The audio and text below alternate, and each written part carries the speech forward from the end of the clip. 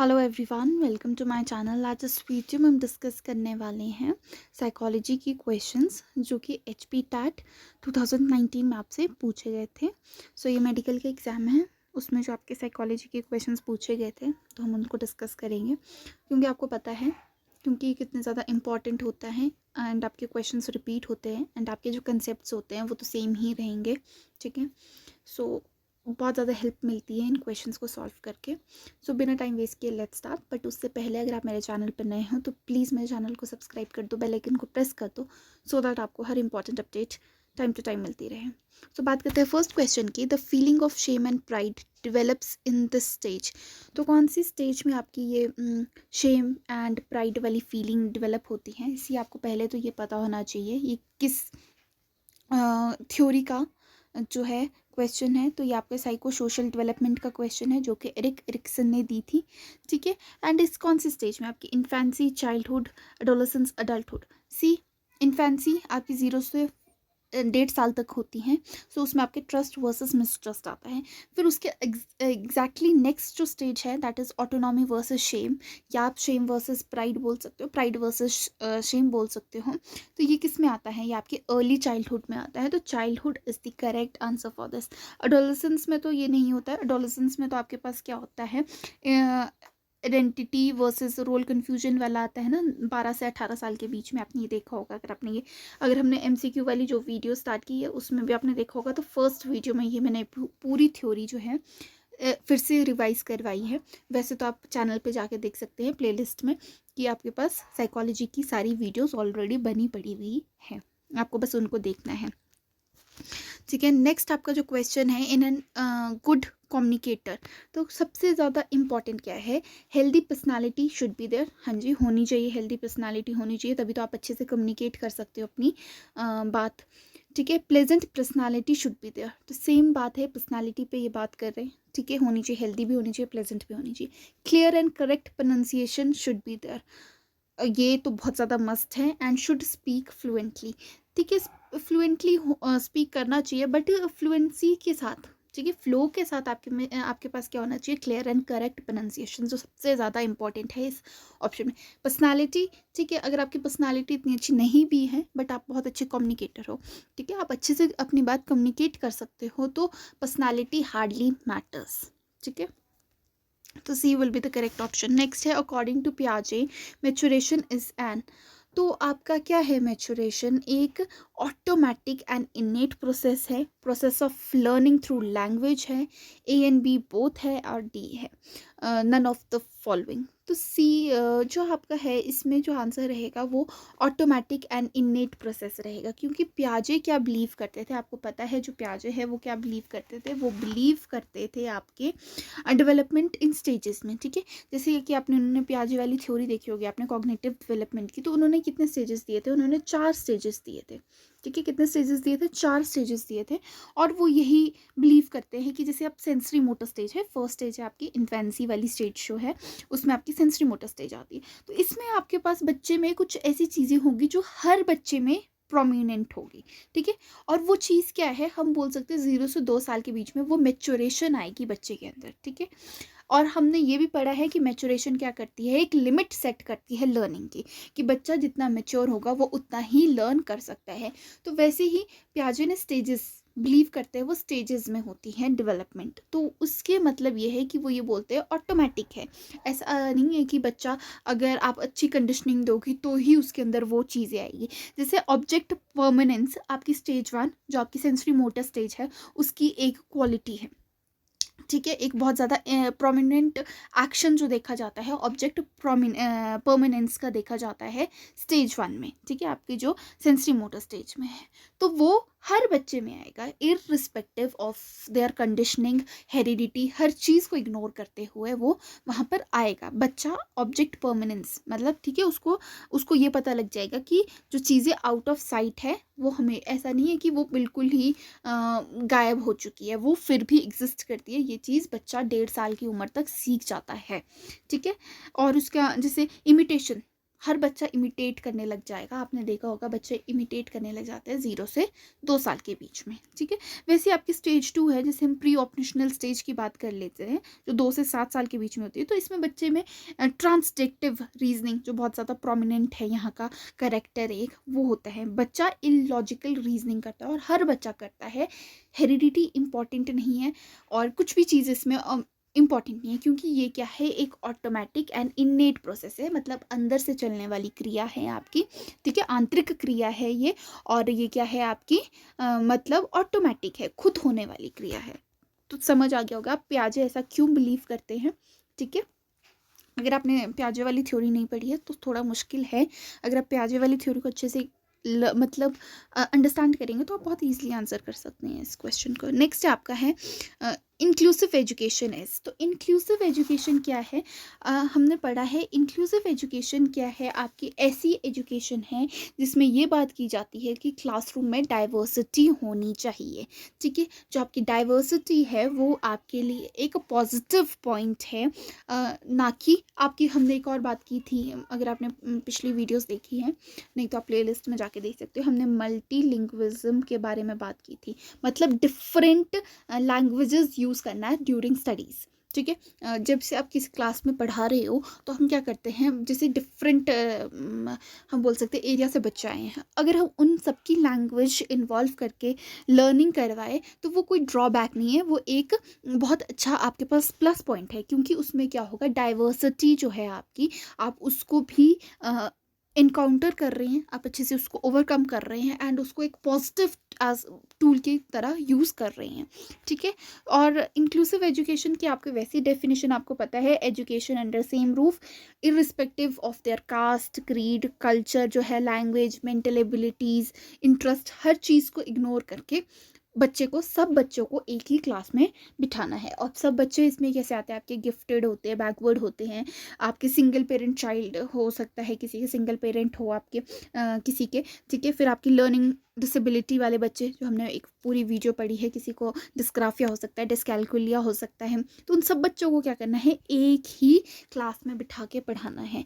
वैसे ही आपको ये याद रखना है कि आपका इंक्लूसिव जो एजुकेशन है वो एक लाइन, एक कोट पे चलती है, segregation is against the law of nature. आपको ये याद रखना है कि जब भगवान ने ही हमको डिवाइड नहीं किया है, डिवाइड नहीं किया है, तो हम कौन होते हैं बच्चों को डिवाइड करने वाले, डिफ्रेंशिएट करने वाले। तो आपका जो इंक्लूसिव एजुकेशन है वो क्या करती है, celebrates diversity in the classroom, ठीक है। अगर हम नेक्स्ट ऑप्शंस पढ़ लेते हैं, इनकरेज स्ट्रिक्ट एडमिशन प्रोसीजर्स, ऐसा कुछ नहीं होता है। Then includes teacher from marginalised groups, ऐसा भी कुछ नहीं है इसमें, ठीक है। नन ऑफ द अबव, ठीक है। तो इसमें जो आपका करेक्ट आंसर है वो आपको वैसे ही पता लग जाएगा, ईजी सा क्वेश्चन है, बट फिर भी आपको कंसेप्ट क्लियर करवाने के लिए मैंने आपको ये एक्सप्लेन कर दिया है। बात करते हैं नेक्स्ट क्वेश्चन की, that is creativity is usually associated with. इसी हमने ये भी बहुत अच्छे से पढ़ा था, प्रीवियस वीडियोस आप देख लीजिए। अगर आपको फिर से चाहिए कि मैं फिर से ये एक बार रिपीट करवा दूँ तो आप कमेंट बॉक्स में पर्टिकुलर जो टॉपिक है उसको कमेंट कर सकते हो, तो मैं बना दूंगी उस पर फिर से वीडियो, ठीक है। तो creativity is usually associated with, तो आपकी जो क्रिएटिविटी टर्म है ये किस चीज़ से एसोसिएटेड है, see irritation, convergent thinking, divergent thinking, modelling. See आपको पहले तो पता होना चाहिए, इरिटेशन से तो क्रिएटिविटी नहीं हो सकती। जो बच्चा इरिटेट हो रहा होगा किसी भी काम करने में तो उसके अंदर क्रिएटिविटी तो नहीं आ सकती है, तो आपको पता है irritation is not the option. Now next is convergent thinking. Convergent thinking क्या होती है कि आपके पास बहुत सारी प्रॉब्लम्स है और आप सब प्रॉब्लम्स का एक ही सोल्यूशन ढूंढ रहे हो, ठीक है। मतलब बहुत सारी डायरेक्शंस है, सिंगल सोल्यूशन ढूंढना है आपने, किसी भी चीज़ का सिंगल सोल्यूशन निकालना है। आप लॉजिक्स यूज़ करते हो, ठीक है। जैसे कि आप बोल सकते हो आपके या क्लोज एंडेड क्वेश्चंस जो आते हैं आपके, ठीक है, जिसमें आपको सिर्फ यस और नो बोलना होता है, वो क्या है, आपकी कन्वर्जेंट थिंकिंग से रिलेटेड करते हैं आपके। अगर मैं आपसे पूछूं कि कुछ भी अगर मैं आपको दे दूं, कोई भी आपको टर्म दे दूँ, जैसे अभी हमने पढ़ा कि पियाजे ने बोला था कि क्या है आपकी मेचुरेशन क्या है, इननेट एंड ऑटोमेटिक प्रोसेस है, ठीक है। और ये आपको ट्रू और फॉल्स बोलना है सिर्फ, तो आप ज़्यादा सोचोगे नहीं, या तो आप ट्रू बोल दोगे या आप फॉल्स बोल दोगे, सिर्फ लॉजिक लगाओगे और काम ख़त्म कर दोगे। बट वेयर एज अगर मैं आपको इसको एक्सप्लेन करने को बोलूँ कि एक्सप्लेन दिस, ठीक है, जब आप इसको एक्सप्लेन करोगे तो आपका क्या हो गया, आपकी जब आप उसको एक्सप्लेन करने जाओगे तो आपके पास बहुत सारी चीज़ें और खुल जाएगी, डाइवर्जेंट थिंकिंग हो जाएगी आपकी। जैसे कि आप पियाजे की थ्योरी पढ़ोगे कि उसने कहाँ ये चीज़ लिखी, ऑटोमेटिक एंड इनेट प्रोसेस है, कैसे उसको ये लगा, क्यों लगा। जब आप ये सारी चीज़ें ढूंढोगे तो आपकी थिंकिंग क्या हो जाएगी, डाइवर्जेंट हो जाएगी, ठीक है। सो वैसे ही क्रिएटिविटी जो है आपकी वो डाइवर्जेंट थिंकिंग है, ठीक है। मतलब हर डायरेक्शन में आपको देखना है, मल्टीपल सॉल्यूशंस। आपके पास एक प्रॉब्लम है, आप उसके बहुत सारे वेज ढूंढते हो सॉल्व करने के, that is your divergent thinking, और वही तो क्रिएटिविटी है, ठीक है। अगर आपके पास, आपको कोई प्रोजेक्ट बनाना है, आपके पास क्या है, आपको वो प्रोजेक्ट कंप्लीट करके देना है, तो आप उसमें क्या, कितना क्रिएटिविटी से करते हो आप, और जितनी आप क्रिएटिविटी करोगे उस प्रोजेक्ट में, तो उतनी ही आपकी जो सोच है वो डाइवर्जेंट हो जाएगी। मतलब आप हर डायरेक्शन में सोचोगे कि मुझे ये पेज भी ऐसे डेकोरेट करना है, मुझे कंटेंट भी अच्छा दिखना है, ये भी अच्छा करना है। तो वो क्या है, आपकी डाइवर्जेंट थिंकिंग है। बात कर लेते हैं नेक्स्ट क्वेश्चन की, smallest unit of meaning in a language is. See, अगर हम इसकी बात कर लेते हैं, फोनीम क्या होता है, इसको बात कर लेते हैं। ये आपके पार्ट्स ऑफ लैंग्वेज में है, बहुत ज़्यादा इंपॉर्टेंट है आपका ये। तो फोनीम क्या है आपका, तो ये क्या है, एक स्मॉलेस्ट यूनिट। सी, अगर लैंग्वेज का स्मॉलेस्ट यूनिट, मीनिंग का पूछा है यहाँ पर, अंडरस्टैंड, मीनिंग का पूछा है यहाँ पे, लैंग्वेज का नहीं पूछा है। अगर स्मॉलेस्ट यूनिट ऑफ लैंग्वेज पूछा गया होता है तो फोनीम इसका आंसर होता। फोनीम क्या है आपका, जैसे ए बी सी डी, ये क्या है, फोनीम है, ठीक है। क्या है, फोनीम है आपका स्मॉलेस्ट यूनिट ऑफ लैंग्वेज। जैसे ए बी सी डी जो भी आपके लेटर्स है, ये सारे क्या है, आपके फोनीम है। अब बात कर लेते हैं प्रैग्मेटिस्ट की, तो ये क्या होते हैं, ये कोई आपकी लैंग्वेज के साथ डील नहीं करती ये टर्म, ये आपकी नेचर के साथ डील करती हैं।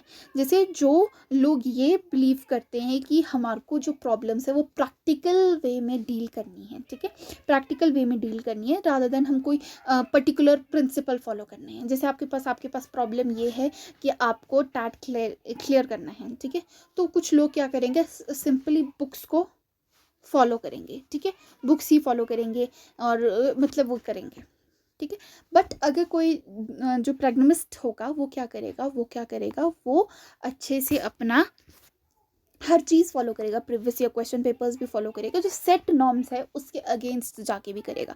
वो सिर्फ ये नहीं है जो लिखा गया है उसको पढ़ेगा, वो समझने की कोशिश भी करेगा, ठीक है। जैसे कि हम बोल सकते हैं, अगर हम प्रैग्मेटिस्ट का आपको एक एग्जांपल दे, तो जॉन टीवी आपने सुना होगा साइकोलॉजी में। ये कौन थे, जिन्होंने आपकी प्रोग्रेसिव एजुकेशन के बारे में दिया था, ठीक है। तो progressive education, child centred education को प्रमोट किया था इन्होंने, ठीक है। तो ये क्या थे, प्रेग्निस्ट थे। मतलब ये बिलीव करते थे कि बच्चों को क्या होना चाहिए, प्रैक्टिकल लाइफ में सॉल्यूशंस ढूंढने आना चाहिए, रादर देन बुक्स के अंदर ही वो करते रहे। क्योंकि पहले कैसे होती थी, टीचर सेंट्रिक क्लास होती थी, तो उसमें क्या होता था, टीचर मेन रोल प्ले करता था एंड बच्चा सिर्फ सुनता था, पार्टली लिसनर होता था। बट इन्होंने क्या किया, इन्होंने चाइल्ड सेंटर्ड एजुकेशन को इंट्रोड्यूस किया, ठीक है, उसको प्रमोट किया। तो उसमें क्या हुआ, बच्चे के अराउंड ही पूरी एजुकेशन घुमा दी उन्होंने, ठीक है। तो उन्होंने क्या किया, उन्होंने प्रैक्टिकल लाइफ से सॉल्यूशंस ढूंढने की कोशिश की, रादर देन जो एक फिक्स नॉर्म्स थे, टीचर्स पढ़ाएगा, टीचर ही सब कुछ होता है क्लास का, उन्होंने वो नॉर्म चेंज कर दिया। नेक्स्ट आपका सिंटेक्स। सिंटेक्स क्या होता है आपका, हम जैसे सेंटेंस का जो स्ट्रक्चर होता है, जैसे ये स्ट्रक्चर है सेंटेंस का, ठीक है, किस वे में सेंटेंस लिखा जाता है, आपका सब्जेक्ट आएगा, कहाँ आपका सब्जेक्ट आएगा, फिर सब्जेक्ट के बाद कहाँ आपका ऑब्जेक्ट आएगा, वर्ब कहाँ यूज़ होगा, और नाउन की जगह पर नाउन कहाँ यूज़ होगा। तो ये जो एक स्ट्रक्चर होता है, उस स्ट्रक्चर को हम क्या बोलते हैं, उस स्ट्रक्चर को हम सिंटेक्स बोलते हैं। सी, मैं आपको ये इसलिए एक्सप्लेन कर रही हूँ क्योंकि जब नेक्स्ट टाइम भी आपका एग्जाम होगा तो मे बी यहाँ पर आपसे ये वाला क्वेश्चन पूछा गया है, नेक्स्ट टाइम आपसे ये पूछा जाए कि आपका जो structure of sentences called dash, तो आपको पता होना चाहिए उसको क्या बोला जाता है, उसको सिंटेक्स बोला जाता है। अब बात कर लेते हैं लास्ट ऑप्शन की, दैट इज मॉर्फीम, ठीक है। मॉर्फीम क्या होता है आपका, ये स्मॉलेस्ट यूनिट ऑफ वर्ड होता है, जैसे कि आपकी डेफिनेशन में आपने देख लिया, जिसका मीनिंग होता है, जैसे, ठीक है, बच्चा जैसे स्मॉल मीनिंग लाइक बच्चा जब कैट बोलना सीखता है, डॉग बोलना सीखता है, देन आपका बैट बोलना सीखता है या किसी का नाम लेना सीखता है, जैसे राजू बोलने लग जाता है बच्चा, तो ये क्या है, किसी का नाम लेने लग जाता है। ये तो स्मॉलेस्ट वर्ड है जो बच्चे के अंदर, जो जिसका मीनिंग है, ठीक है, स्पेसिफिक मीनिंग है। तो ये क्या है आपका, इसको मॉर्फीम बोला जाता है। तो smallest unit of meaning in a language is known as morpheme. Next question है, what type of motivation is not applicable to young childrens. See, कौन मोटिवेशन हमने मोटिवेशन साइकिल भी पढ़ी, हमने मोटिवेशन के बारे में पढ़ा है। क्या है, आपकी एक प्रेरणा है जो आपको एक आप हम बोल सकते हैं एक एनर्जी है, आपकी इंटरनल स्टेट एनर्जी है मोटिवेशन आपकी, ऐसा।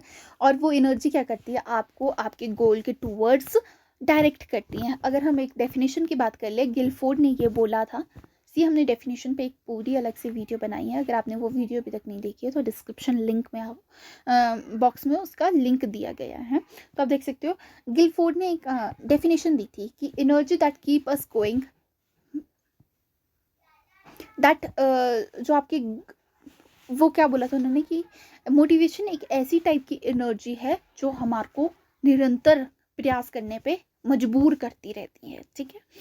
सो आपका, और आपको ये भी पता होना चाहिए, एक और क्वेश्चन जो यहाँ से बन जाता है मोटिवेशन से, तो मोटिवेशन क्या है आपका, मोटिवेशन एक लैटिन वर्ड है आपका, कहाँ से, आपका एक लैटिन वर्ड है, ठीक है, जो मूवेयर, ठीक है, मूवेयर से है, ठीक है, यहाँ से ये डिराइव हुआ है मोटिवेशन। एंड इस वर्ड का मतलब क्या होता है, टू मूव, ठीक है।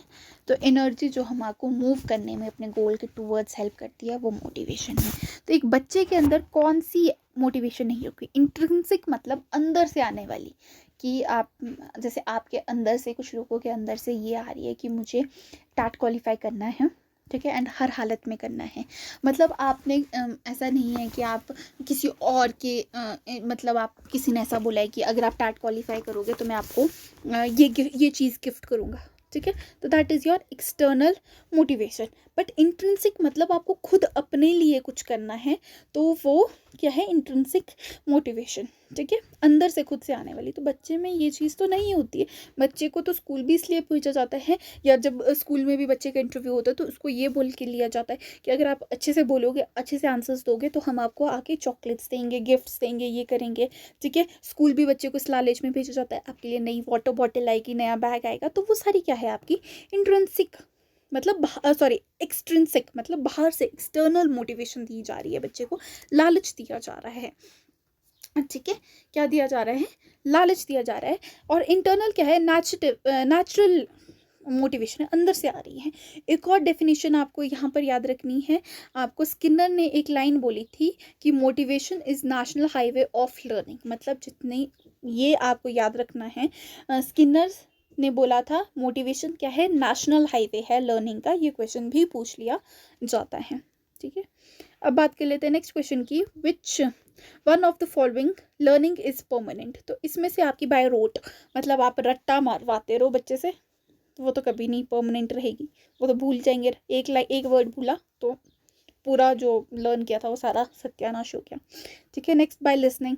लिसनिंग से आप लर्न नहीं कर सकते हो, मैं तो बिल्कुल भी नहीं मानती, ठीक है। अगर आप अभी मेरी बातें सुन रहे हो, अगर आप इसको प्रैक्टिस में नहीं लाओगे, अगर आप इस चीज़ के कंसेप्ट ढंग से जाके पढ़ोगे नहीं, तब तक आपका जो कंसेप्ट है वो वैसे भी क्लियर नहीं होगा। और सिर्फ सुन के तो नहीं हो सकता, आपको नोट्स बनाने पड़ते हैं, ठीक है। तो बाय लिसनिंग तो बिल्कुल भी नहीं होगा। बाय अंडरस्टैंडिंग, बाय सीइंग, देख के भी नहीं होगा जब तक आप उसको यूज़ नहीं करोगे। अब आप स्क्रीन पर देख रहे हो तो आपको कुछ समझ नहीं आएगा जब तक आप उसको अंडरस्टैंड नहीं कर रहे हो। सो येस, बाय अंडरस्टैंडिंग जो है चीज़ें परमानेंट रह सकती हैं। नेक्स्ट है आपके, learning includes acquisition and retention both. Who said this. See, इसने जो आपके ऑप्शंस दिए गए हैं इनमें से किसी ने भी ये नहीं बोला था, ये किसने बोला था, आपके एडी ऑस्यूबेल ने बोला था। किसने बोला था, एडी ऑस्यूबेल ने बोला था ये, कि लर्निंग क्या है आपकी, एक्विजिशन मतलब एक्वायर करना, और रिटेंशन, ठीक है। रिटेंशन मतलब रिटेन करना उस चीज़ को जो आपने पढ़ा है, पहले अभिग्रहण करना, उसके बाद उसका स्मरण करना, हाँ, उसको रिटेन करना, ये सारी क्या है आपकी लर्निंग की प्रोसेसेस हैं, दोनों हैं आपकी लर्निंग में, दोनों होती है। पहले आपको एक्वायर करना पड़ता है, जैसे आप अभी मेरे से नॉलेज एक्वायर कर रहे हो, उसके बाद आपको उसको रिपीट करना है और उसको रिटेन करना है अपनी मेमोरी में, तभी आप टैट में इस चीज़ को इम्प्लीमेंट कर सकते हो जो पढ़ा है। तो ये किसने बोला था? आपके A.D. ऑस्बिल ने बोला था, ऑस्यूबिल ने बोला था, ठीक है। नेक्स्ट है in trial and error theory, किसने दी थी ये थ्योरी? ये आप कमेंट बॉक्स में बताएंगे मुझे, ठीक है। हमने ऑलरेडी इस पर एक वीडियो बना दी है जिसमें हमने सारी थ्योरीज अच्छे से डिस्कस कर ली है, किसने कौन सी थ्योरी दी थी। तो आपको ये वाली जो आंसर है कमेंट बॉक्स में कमेंट करना है। अगर आपने वो अभी तक नहीं देखी है, पहले उस वीडियो को देख लीजिए, डिस्क्रिप्शन बॉक्स में उसका लिंक दिया गया है, उसके बाद इसका आंसर ज़रूर कीजिए, ठीक है।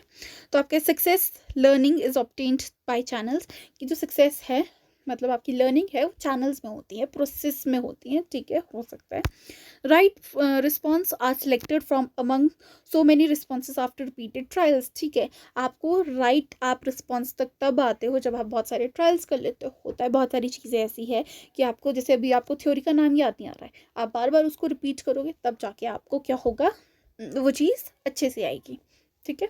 नेक्स्ट है the organism reach to the point of success slowly, हाँ स्लोली आप रीच करोगे। अगर आप ये सोचो कि मैं एक दिन पढ़ूंगा टैट के लिए एंड अच्छे से टैट क्वालिफाई कर दूंगा, तो फिर ये तो पॉसिबल नहीं है। स्लोली स्लोली अगर आप अभी से तैयारी स्टार्ट करोगे तभी जाके आप जुलाई में अच्छे से अपना एग्जाम दे सकते हो।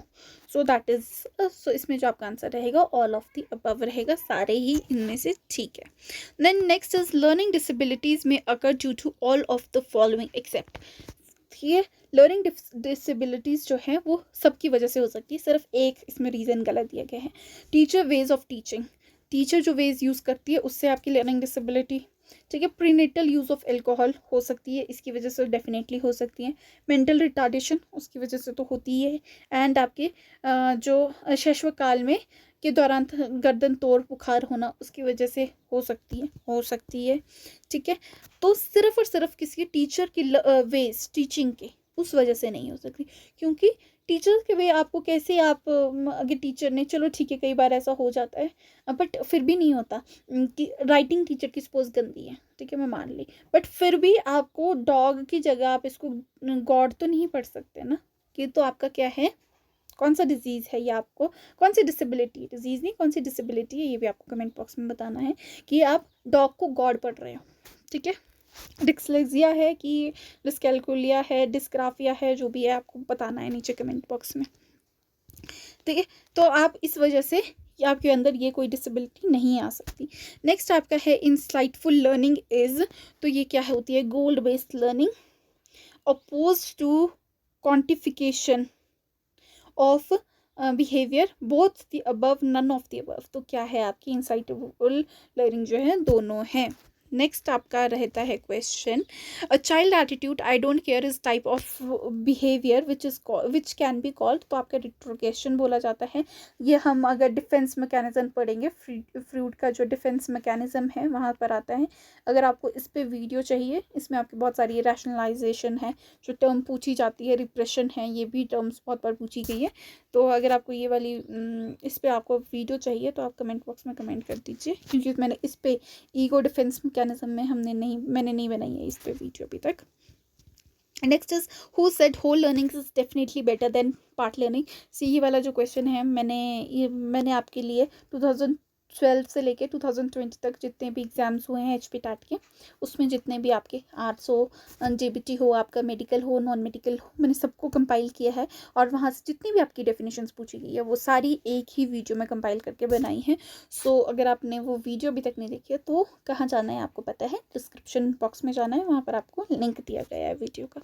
सो आप ये किसने बोला था कि whole learning is definitely better than part learning, मतलब आपको पूरी नॉलेज होना बहुत ज़्यादा अच्छी बात है रादर देन पार्ट लर्निंग। तो ये किसने बोला था, आपके वुडवर्थ ने बोला था, तो A is the correct option.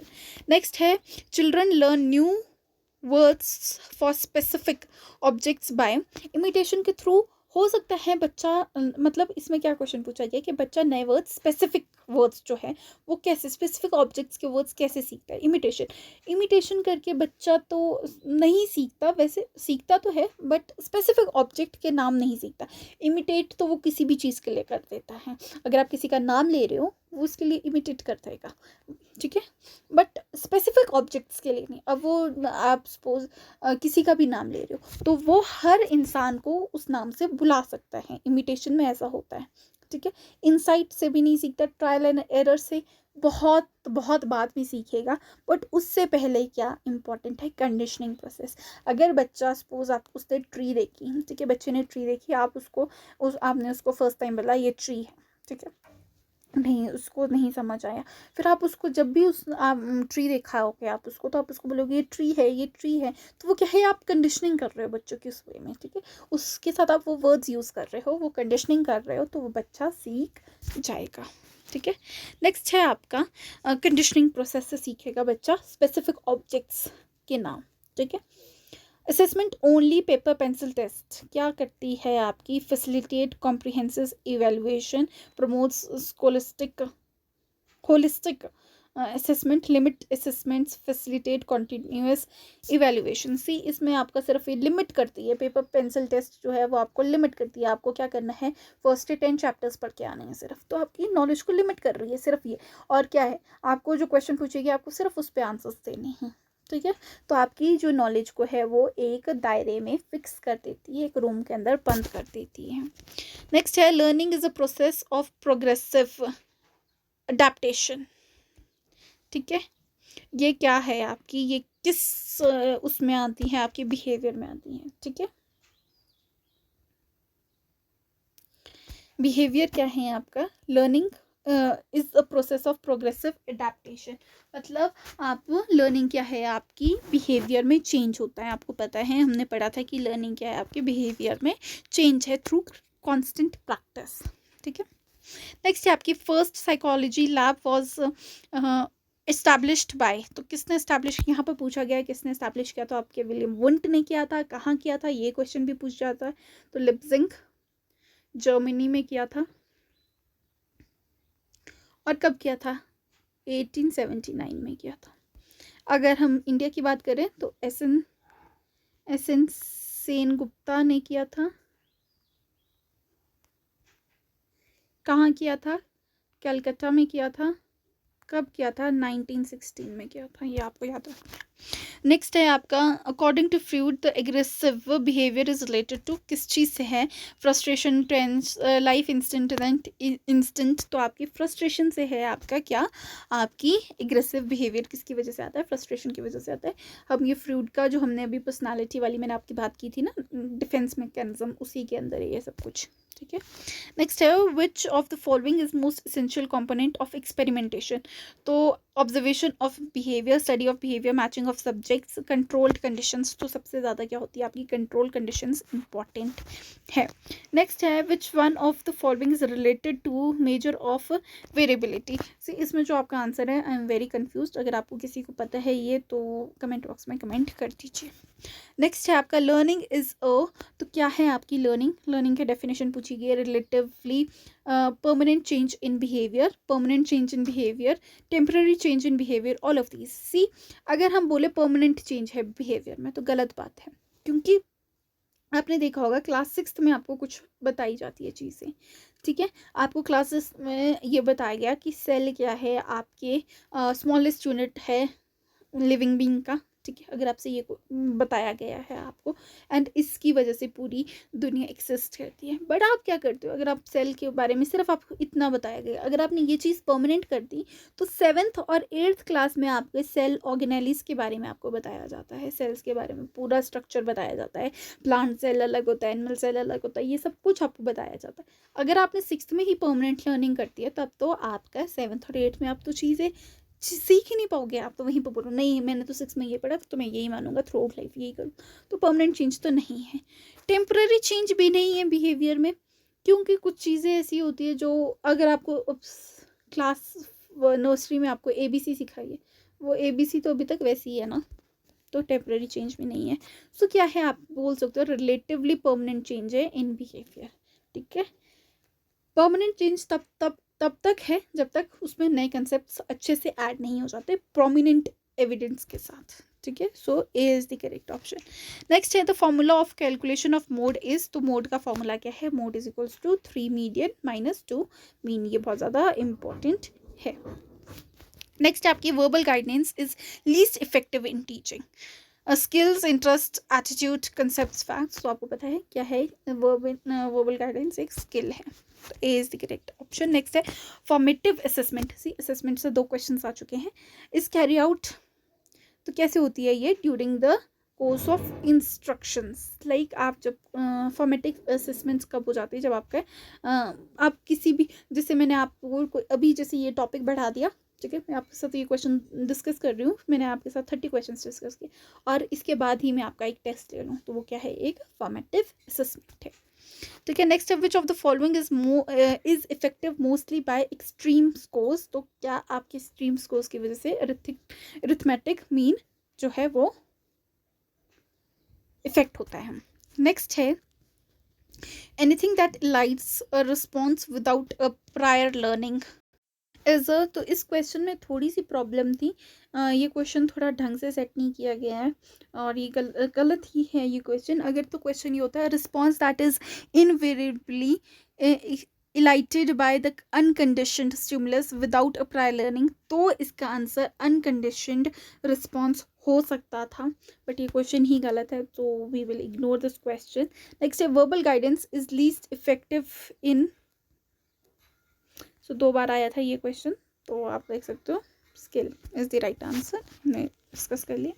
Next है backward children possesses educational attainments less than their peers, educational attainment below their own abilities, mental retardance, none of this. तो क्या है, बच्चे में क्या होता है, अपनी ही एबिलिटी से लेस वो परफॉर्म करते हैं। नेक्स्ट है which one of the following is correctly matched. तो फिजिकल डेवलपमेंट जो है वो आपकी किससे रिलेटेड है, वो आपके किससे रिलेटेड है, वो आपके बॉडी से रिलेटेड है, ठीक है। कॉग्निटिव आपके किससे, माइंड से रिलेटेड है, ठीक है। फिर सोशल डेवलपमेंट, हाँ आप बोल सकते हो इन्वायरमेंट से रिलेटेड है। ये किसने बोला था, वाइकोट्सी की थ्योरी में हमने ये पढ़ा था कि क्या है, सोशल जो आपकी सोसाइटी है वो बहुत ज़्यादा इम्पोर्टेंट रोल प्ले करती है बच्चे के डेवलपमेंट में, ठीक है। आपकी सोशल डेवलपमेंट में आपको पता है ना, इन्वायरमेंट बहुत ज़्यादा रोल प्ले करता है। इमोशनल डेवलपमेंट मैच्योरेशन, ये भी गलत है। सो ये थे 30 क्वेश्चंस 2019 मेडिकल के क्वेश्चन पेपर से। अगर आपको ये वीडियो यूज़फुल लगी हो तो प्लीज़ इसे लाइक कर दीजिए, अपने फ्रेंड्स के साथ शेयर कर दीजिए, बाकी इस चैनल को सब्सक्राइब कर दीजिए। Thank you so much.